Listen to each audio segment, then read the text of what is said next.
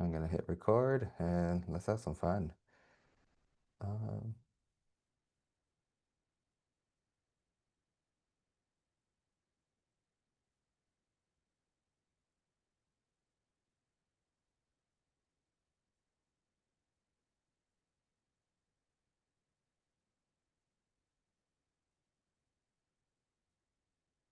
all right.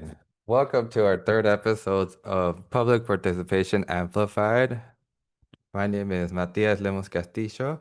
I am your co-host here, joined by our wonderful Yasmin Turk. And we're excited for today's conversation, focusing around Healing Center public participation. Um, when we think about, when we enter communities, when we enter spaces of people, we don't just enter a room. We're entering a place with history, with depth, with complexity. And how do we engage when that history is marked by harm is really at the center of our conversation today. I'm really excited because I think Jasmine and I were really gonna dive into a couple of questions that are I found really thought-provoking and hoping you as the audience joining us today will find. Um, Before we dive in, Jasmine, how are you? What's new in your realm? I am doing well. I'm excited about World Cup time. This is one of my favorite things. All the good World Cup stories, I look forward to it every year. I am all in for, feel good times where people are coming together. And I see that happen in World Cup every time. So hoping no exception to this time around. And it's just the beginning. But yeah, I'm excited about the good things to come, hopefully in this round. What about you? Likewise. You probably have more. I'm in Texas, so Uh, there are pockets of us, but in California, you might have a little bit more community enthusiasm. Definitely feeling the enthusiasm, Jasmine, and I think the whole North American continent is feeling it. Just seeing the videos, but here in the Bay Area, all weekend long, packed with people watching the World Cup. I'm wearing my World Cup jersey today, supporting Uruguay versus Saudi Arabia. So may the best team win is really the answer to all the games, and the cool opportunity about the World Cup, in my opinion, is how much how much cultures come together, and you see all this love between people, between individuals for the love of the sport. And it makes me think, like, why couldn't it be like this every day? We're all just celebrating and participating together, and not just when the World Cup comes around, but beyond that. So it'll be a thought question for down the road, and it's really cool just to see, people coming together and sharing this unique time that only comes for every 4 years. So yeah, I'm excited. It's just the beginning. I think the teams that played the last couple of days have been doing an amazing start to the 2026 World Cup, and I'm excited to what's coming ahead of us. So yeah, You have a that's where I'm prediction? at. Oh, I have to say, out of, out of Yeah, bias, Uruguay is who I want to win. If it's not Uruguay, I am between Spain and Germany, and Mexico. I yeah. think Mexico did really well. How about you? You got any predictions? I'm not going to predict anything. I mean, Uh, Germany could come out looking really strong with that incredible series of goals, but I still think it's anybody's game. I'm always up for a big upset. I loved last Mm. time seeing Morocco come through, so I look forward to finding out who's going to be an upset this time. I love that. I love that. And to the audience that's joining us, feel free to drop in what team you're thinking or is gonna win. I'd love to see the comments. All right, Jasmine. Well, as much as I want to spend all our time talking about the World Cup, maybe we should focus on our topic for today around healing center. And I just want to bring this into the space. And when we think about trauma in communities, there's a lot of that emerges from, displacement, racism, violence, and traditional engagement often. leans into it or might ignore it. So that could really cause harm. I think our purpose today is how do we turn to healing? How do we understand these healing center approaches and what it might actually look like? So I want to kick us off and dive into the topic and ask, how does healing center approach different from trauma informed one in the context of public participation in your eyes? Yeah, that's such a good question because people don't show up to engagement as like blank slates, right? Everybody is bringing in their histories, their experiences, their disappointments. And if we ignore that, we can really unintentionally steer things in the way that we don't intend or, steer things in the way that we don't want them to go.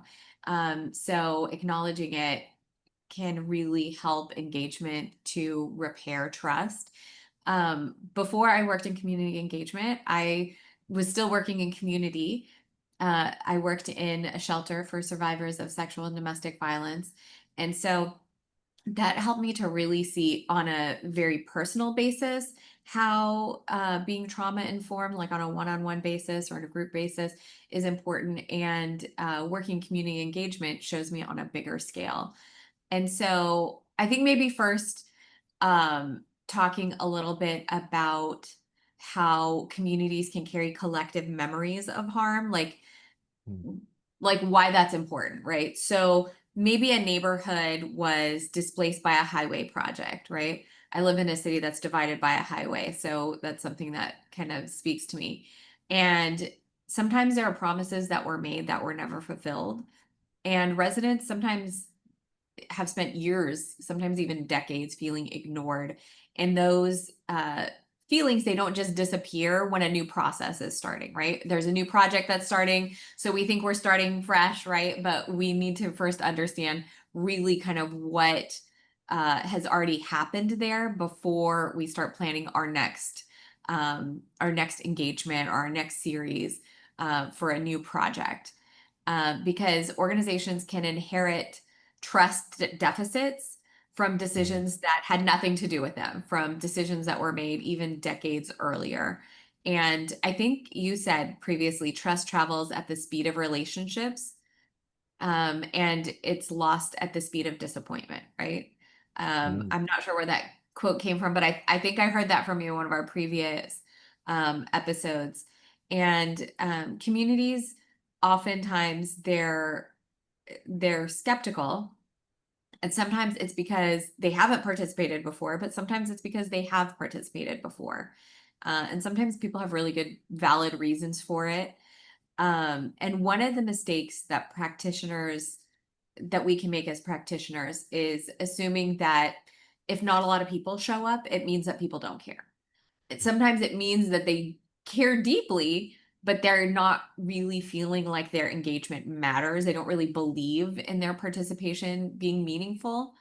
And so, um, being trauma informed kind of asks what happened to this community. And then from the healing centered perspective, it's kind of what strengths, resilience, or wisdom already exist in this community. So, like a trauma informed approach helps us avoid causing additional harm. And then the healing centered approach helps us to recognize that communities are more than, the bad thing that went wrong, right? They're also mhm, sources of knowledge, culture, resilience, and solution a lot of times. And so I think that as practitioners, we really need to think about how do we create that psychological safety. You really want to make sure that people are knowing why they're there, how decisions will be made, what influence they actually have, like closing that feedback loop. And telling people what happened with their input, kind of honoring what happened before.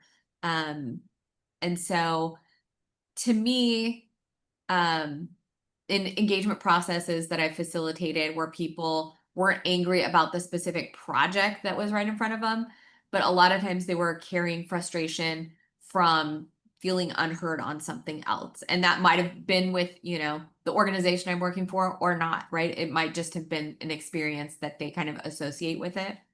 And so, um, I don't know. For me, I see having this in mind as practitioners helps us think about, where are there opportunities for us to rebuild trust, right?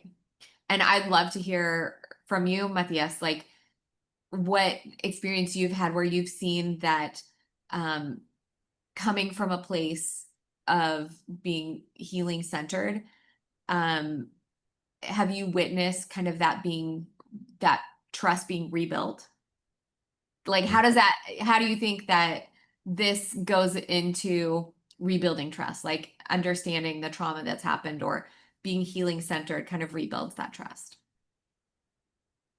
Jasmine, you dropped so many nuggets of wisdom. I do want to jump back in and touch on a couple of those in a moment. To answer your question, I think it shows up more and more in the projects that I've been engaging, and more and more it's more of a reflection of the times that we're in and the harm that's already been done post COVID or even before COVID or even, in a lifetime of people. So I think that trust building now more than ever is really important. And I love that you brought up that quote, the moving at the speed of trust, because it's really something that day to day I find myself repeating, trying to live by, try to build a relationship, not be really extractive, but more in a reciprocative mentality, right? How do we make this a win-win for everybody involved? And I love how you added to that quote, you is lost at the speed of disappointment, because that's really truly powerful. It's the flip side of it, right? You have to building trust takes time. It's not something that happens overnight, but losing that trust can move really So fast, and fast. Yeah. it could be as quick as we you were gonna deliver in this and you didn't deliver, or you welcome community members to the space. You did the thing, and you checked the box and didn't do anything with it. Right? There are these moments that I've witnessed in public process uh, throughout my lifetime and continue to witness. And how do we change and recreate so we're not, doing the engagement again over in 12 years, 5 years, even 6 months. I think the downside of not moving at the speed of trust is that you're coming back to the community and you're asking the same questions and, you know, um, wanting their expertise when if you would when it would have been done the first time in the right way and build a trust and relationship and been transparent, you really truly have to do it once. And I've seen examples where if you do it the first time right, community members feel like they're part of the conversation. They feel their voice was heard, and they're not feeling that extractiveness that oftentimes you see from the field of public participation. They can feel like, individuals are going to communities, to these places where people are gathering, to groups, and um, taking that community wisdom that you mentioned. I love how you put it, and running with it. Rather, you're co-creating with them and you're centering their voices, and that's really how I see that healing-centered participation. It's how do we co-create together and come together to really amplify the solutions that already exist within communities, because the community members know, right? I think when you look at it from the lens of a trauma informed and individuals, it's really how are they adapting to their circumstances?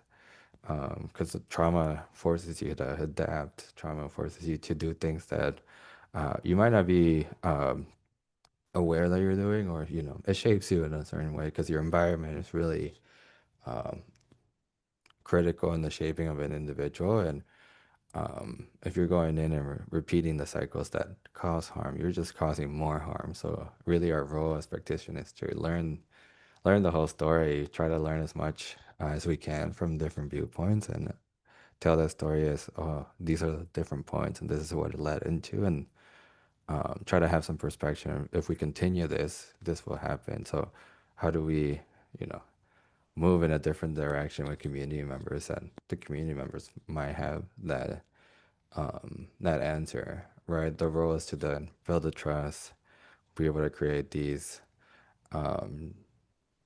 these spaces where conversations can happen organically, authentically, and also, be able to create that safety that you mentioned, right? So folks can be in the space. And what I love about the healing center aspect is that it is very political, right? It's not like a clinical thing, but really political because a lot of these factors are done by policy, they're by design, meant to suppress people. And you've seen the history of it and how it's turned out. It's very culturally grounded. I think you see the healing from the viewpoint of the identity of the community, and it's really centered on how do we drive this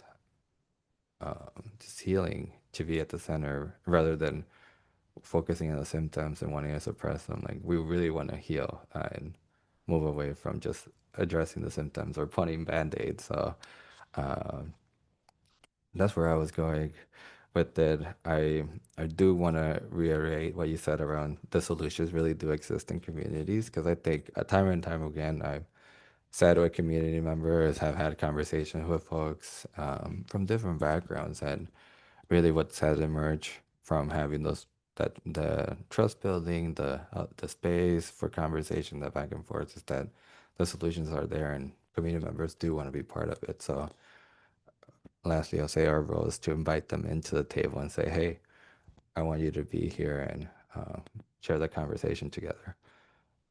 Yeah. I haven't heard extractiveness from community before, but I get what you mean. I think that's so important, and that is why that feedback loop is so important, right? Because you're Mm, not just taking that wisdom, taking that information, but you are showing how that comes back to them and that benefits the community. And I think that that's really important. And I'd love to hear from your experience, like what are the signs of trauma in a community engagement setting, and how should practitioners respond in the moment? And if you have any examples of things that you've seen or experienced, I think those direct examples are super helpful. mm, I love that. Um, with the signs, usually they're pretty clear up front. If trauma's been part of the conversation or with the community engagement. I look for things like anger. You know, are people walking in ready to fight, ready to um, react to something, right? That reactivity is really important. Mistrust. We can easily have a whole conversation on trust. I feel Jasmine, and the topic, but is there mistrust in the room? Where people hesitant to get there? I also look around. Do people want to show up in person versus online? I think both of those having an option for both is great, and also addresses how much trust you build with the participants, right? Online still allows for folks to tune in, but you might not be as present as in person, where focus, we gotta be focused. You can definitely have very candid conversations online, and there still you need to weave the trust building piece into the formula. So I see those. Um, I tend to look for those moments up front when I'm having conversations or we're engaging with a group that might have been not part of the process in government or with the group that we're working with.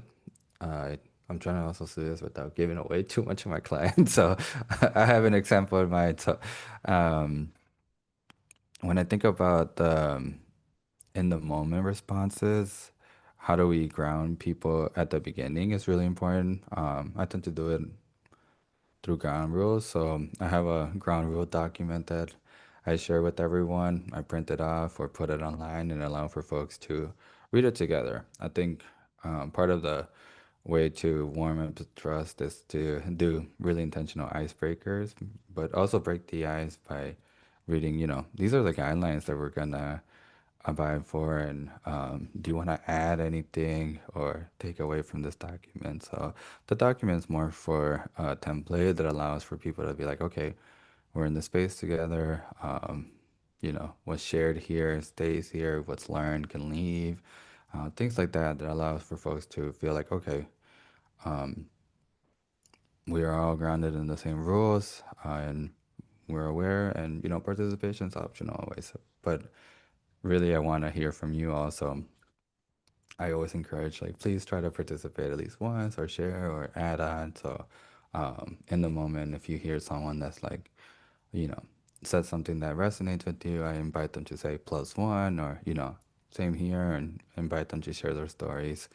And I think about, other aspects of around how do we make the conversation anonymous. And the project example that I'll bring in here is working in a project with farm workers recently, and immigrant farm workers.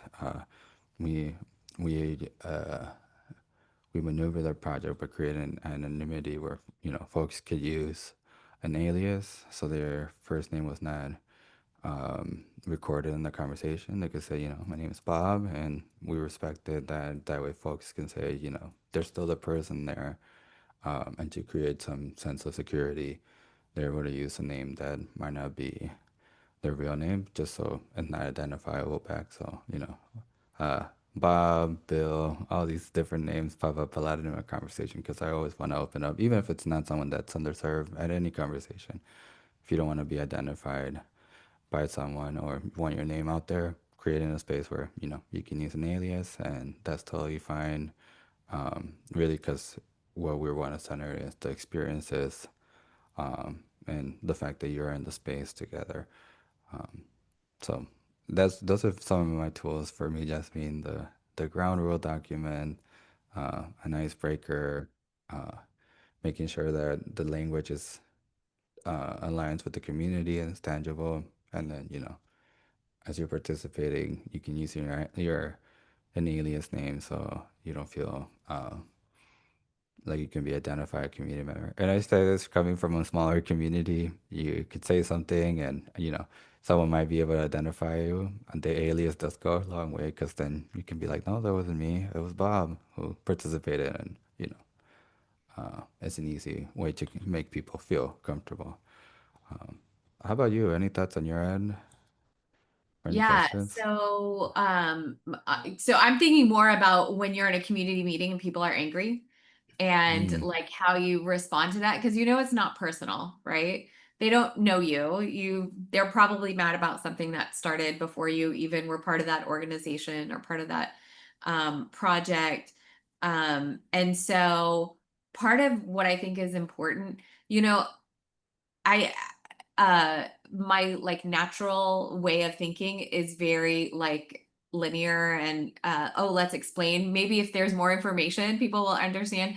And it took me a long time to realize people are not just about information, right? They're about a feeling, and if they feel like their trust has been broken, coming at them with like facts and data is not what people want to hear, right?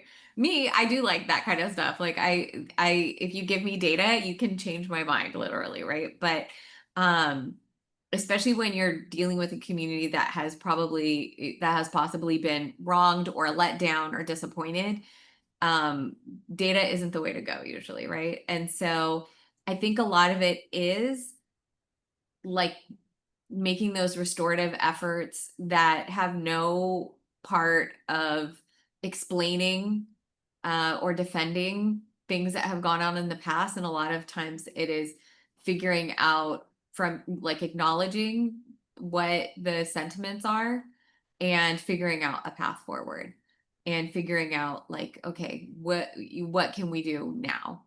Um, and I feel like that kind of helps alleviate tension sometimes when there's acknowledgement of what's going on, when there's not defensiveness of whatever has happened. And when there is that effort to kind of figure out a way to move forward together, right? Like a reason to move forward and a way to move forward.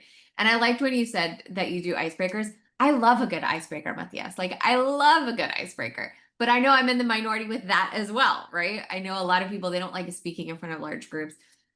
And so um I've started using a lot more of the icebreakers that are just one-on-one icebreakers mm, or like groups of three or things like that, where it is not it does not feel anxiety inducing to talk to one or two people like it does to talk to a large group, right? And people create a lot more connection. One of my pet peeves is going around and everybody introducing themselves in a group larger than eight, right? That is never the way that I think is the best use of time together when you're in a group. But those little one-on-one connections, you don't need to leave knowing every person in the room, but you leave having perspective from at least one other person in the room. And I think that is a lot more powerful and gives people a lot more sense of connection and participation than the going around the room large icebreaker participation. Um, I've learned that from the introverts in my life a lot. And I think that that has been helpful in kind of creating that connection early on. I agree with you, Jasmine. I've been inviting everyone, turn to the person to your left or your right and introduce yourself, say hello. These are your neighbors. You're gonna be working with them, get to know them, and you know, it eases the amount of time you spend on introductions. Where if you're having everybody go around and everybody's sharing, 30 seconds Right. introductions, that's easily 15 minutes at the start. Always happy to provide the space for to introduce each other, but you want to move quickly sometimes, and the easy, say hello or one word drop check in are good ways to engage with community members and start, breaking that ice with each other. And I try to make it fun too.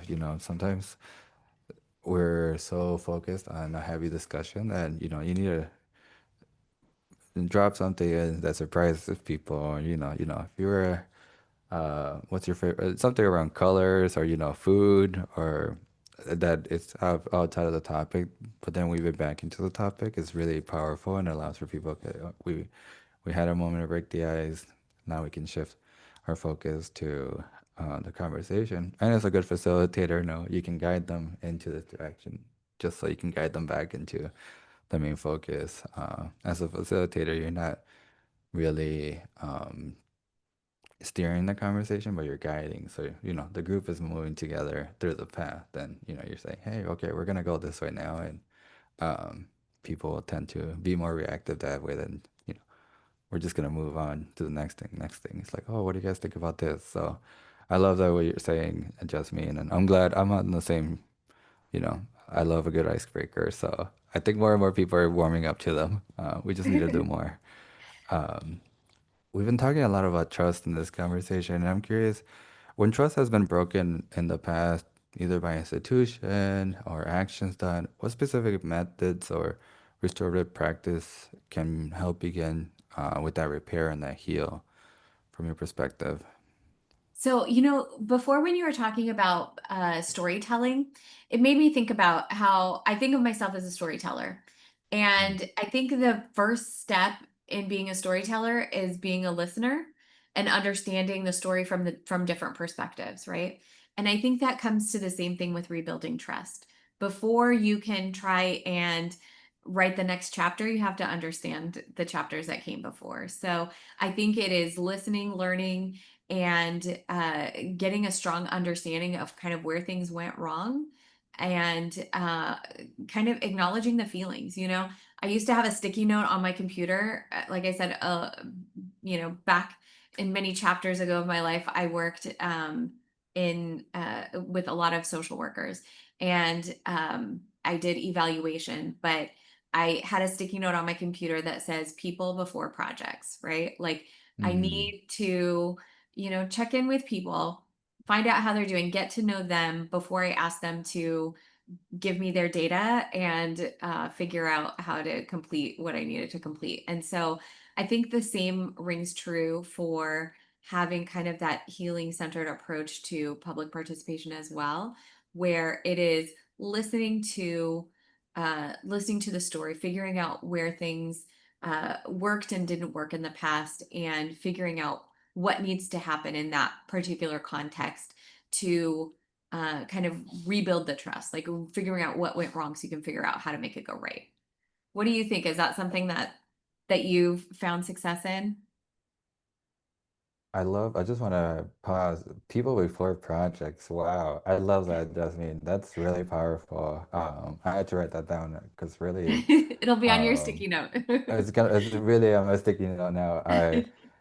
I think that's true in so many ways, right? You want to see the individual for more than just the product that they produce, right? It's you want to, it goes back to that co-creation aspect. You want to bring them into the space and have that shared understanding with with the folks that you're engaging, and to take it a step further, make sure ensure that they feel like they're either collaborating or leading these efforts, right? We talk about the spectrum a lot in IAP too, and that's really talking about those last two columns, right? The collaborate and the I can't remember the last one now. I'm blanking out on it, but it really I remember the last where the participants are really leading and guiding the conversation. Um, I think a lot too around mediation, community dialogue, and that storytelling, as you were sharing. I think those are really key points in building trust and moving the conversation away, again, from the poster boards and the sticky notes, right? Give us your thoughts to how do we slow down and pause and breathe together.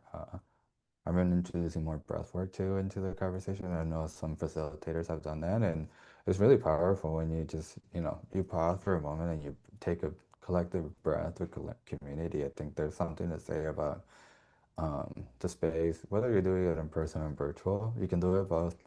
I can say I tried it in both, and um, it allows for people to one, pause, and two, see where their feet are currently and who they're with, because I think that's really powerful because you're encouraging folks to see that you're in a space that wants you to be there, that uh, wants your input, wants to hear your story, and collectively build towards a future that is, sustainable, is accessible, and allows for growth and for this harm to be reduced, because that's really ultimate the goal. How do we reduce the harm and how do we move forward together? So I think about a lot about that, and there's a lot of practices for facilitators if they're looking to do that work. It doesn't have to be really shiny and sparkly. It can be, we're gonna take a moment and just take a deep breath, scheduled, water break, bio breaks,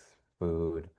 I'm a big believer that food allows for trust to be built, right? So how do we have a conversation over dinner, over lunch, or a snack, and um, being transparent about the process? I think ultimately, if we're going to be talking about trust, how are we being transparent around, what comes next from the conversation and when are you coming back? So right now, I'm in the fun part where, we've done the engagement for a lot of our projects, we've done the analysis, and we're going back to the community members and say, hey, do we get this right? And what would you add, right? And that's how you co-create, because then you allow them to say, yes, and you missed this, or no, actually we meant this, and right, you're molding the project together and shaping it in a way that really feels authentic and has more input than just, the engagement at the beginning of the project is right in the middle and at the end too.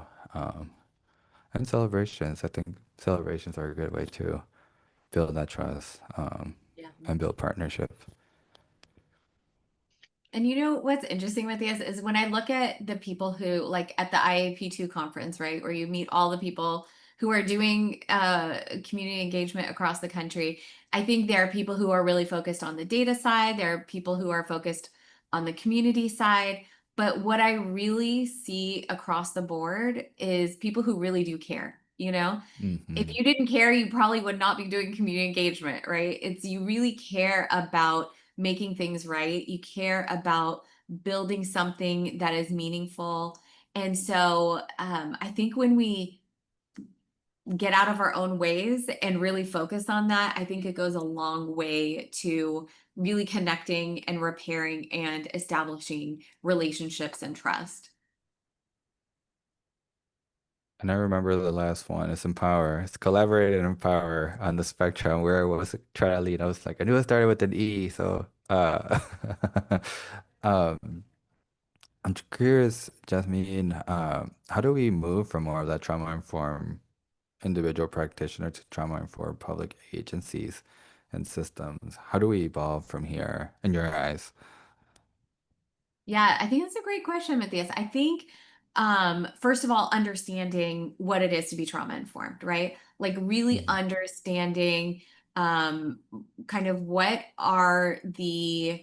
um, what are the things that are impacting this community? What are the things that we need to understand before we start building a path forward, understanding that path, right? Like understand if there's a history of urban renewal and displacement, environmental contamination, exclusion, you know, issues that are repeated over time with maybe government relationships or communication or things like that. Like understanding that people can come with individual traumas, but understanding really what that community trauma is when you're bringing in a new project, right? And what that relationship is. And I think that's the first step. And then um, when we do that on a larger scale and do that with your organization and the system, identify if there are issues with communication with the entity that is also involved in this project. Figuring out what are systemic changes that you can have influence over. And a lot of times it is the communication, right? Like it's not that one entity wants something completely oppositional to the other. A lot of times it is one organization has information that they are not sharing or sharing in a way that's meaningful to the community. And I think that when we look at the communication and what other parts of the systems that we can have influence over and make them the best that they can be is a good place to start. And where we can't make those changes, acknowledging, right? Acknowledging Mhm. those gaps, I think is important as well, because then it's not that we're just telling people they're overreacting or giving people the impression that they can't have these feelings about this or, have this anger about something. Instead, it's really, you know, making changes where we can and acknowledging where we can't, that is a gap, that is a weakness, and seeing if there is a way to resolve that either now or in the future. And a lot of times the reality is those are things beyond our scope of influence, right? But it is often things that we can at least have better communication about and more transparency about, and therefore kind of addressing um addressing that sentiment, right? Addressing that weakness and addressing the frustration that comes with that. Yeah. So I think there's a lot of things we can do in our individual scopes and looking beyond, and then what we can't control, at least we can acknowledge and be transparent about. And that's a really critical point. I want to highlight that a lot because it's one that does come up oftentimes in the engagement, and it's also empowering the agencies, the partners. We can address it now. Can this be addressed down the road? Sort of like let's put a pin on it, and with the community too. I mean, that sense of transparency is really critical, Jasmine, as you're saying, right? Letting them know why, and understanding that right now it's not you know, under the control or the scope of the project. That being said, thank you for naming it, because by naming it, it allows us to know where else we should focus and what gaps um, we can identify and continue to improve. Right? It's always going to be a work in progress. That's the way they name it, and you need to work on the building blocks of the bigger projects to make sure everything looks.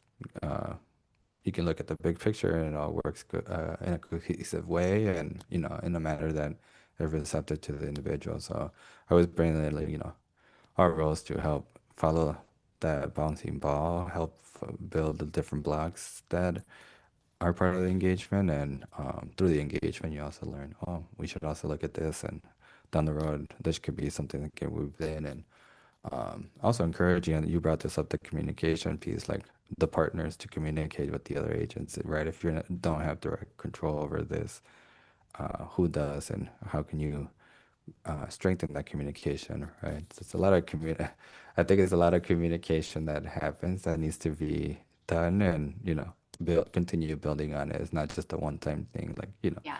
having multiple conversations over and over. People don't always receive things the first time. If you might have to Oh say it, yeah. 50 different ways, but people receive things in different ways, right? And it makes Hmm. me think about, Matthias, like what is one thing that a practitioner can do tomorrow to bring more empathy and healing into their work that you think? Oh man.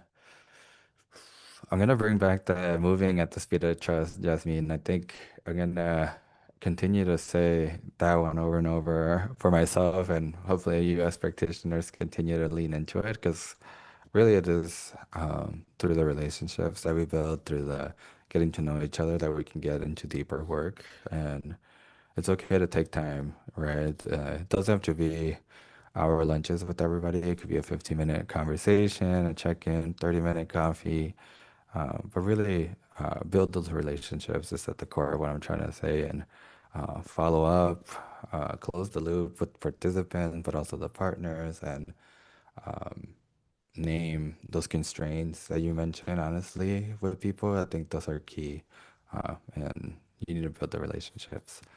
How about yourself, Jasmine? What is one thing would you would name for practitioners?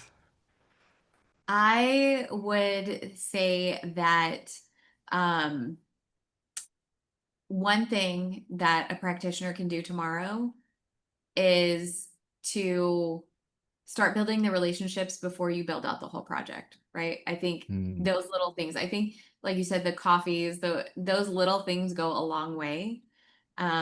And when I think about healing centered public participation, it doesn't mean to me that like every meeting becomes group therapy, but it's more like recognizing that people are human beings first and stakeholders second. And so when engagement creates space for dignity and transparency and authentic influence, it really can help communities from just feeling like they're there to be consulted to genuinely being empowered or feeling empowered and like they have an impact.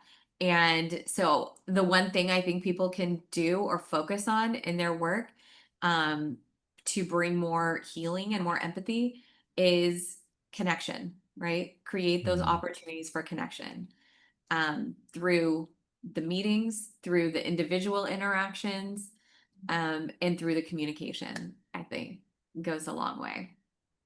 I love it. Lots of C's there. Communication, connections, community. And I want to invite the audience too. If you're hanging out with us, let us know what's one thing you think practitioners can start doing now that can lean more into the healing, and that community building aspect that is part of our world and our job, not job, purpose, I would say, if anything.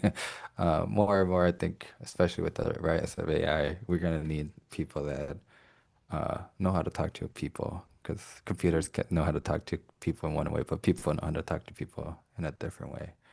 Mm, This was such a great conversation, Jasmine. Thank you so much. thank you. Um, I, What's some here? We tend to end the conversation on something we're reading. What's in your desk right now, or what's something that Oh, you you've know been what? wondering on? I just Yeah. started book club with my team, and so it's here on my desk because I haven't read my chapters for this week. Strong Ground by Brene Brown.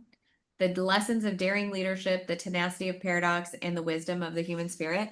And it's kind of nice, the part that I read so far, because she brings in Adam Grant as well, who is another like Mm, organizational leadership author. And they talk, and one of the things that she does in the book is she updates what she has learned differently than when she wrote Daring to Lead or Dare to Lead in 2017. So I love that example of being like, this is what we thought was the way then, and this is what we know now.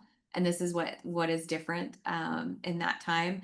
And I love that example of growth is like we all need to be learning all the time. Even she's an expert learns more, has more to learn. And I love when they share that process with the rest of us as well. So gives us that encouragement to keep growing and keep learning. Oh, that's awesome. I love the reflection piece. Huh? I'm gonna have to check it out. I have read Daily Lead, so it sounds like this is building up from that first one. Yes. Oh, that's great. What a cool book club you're doing. Um, I'm reading Loving Corrections by Eddie Marion Brown, and in a way, it's also a reflection piece on her earlier work on emergent strategy, and Hmm. it's been really powerful. I think I read like 75% of the book over the weekend, so it's one of those books that I have not put down, and I'm still reflecting on it. But chapter three, around writing racism, and it was a letter to um, people here in the United States, was really powerful. So I really encourage that book to practitioners or folks that are looking for a good read. I literally said like I read 75% of the book over the weekend. I couldn't put it down. It's such a great read. Uh, so yeah. Well, I think let's call it. Thank you to everyone that joined us on the live. Thank you, Jasmine, for the wonderful conversation. We're gonna stream episode 4 next month in July, so join us then. And if, in the meantime, I look forward to any conversations that emerge from this, and let us know in the comments anything that might have bubbled up from this. But thanks again, Jasmine, for your time, for your wisdom, and um, I'll see you on episode 4. Thank you so much. Bye. Bye.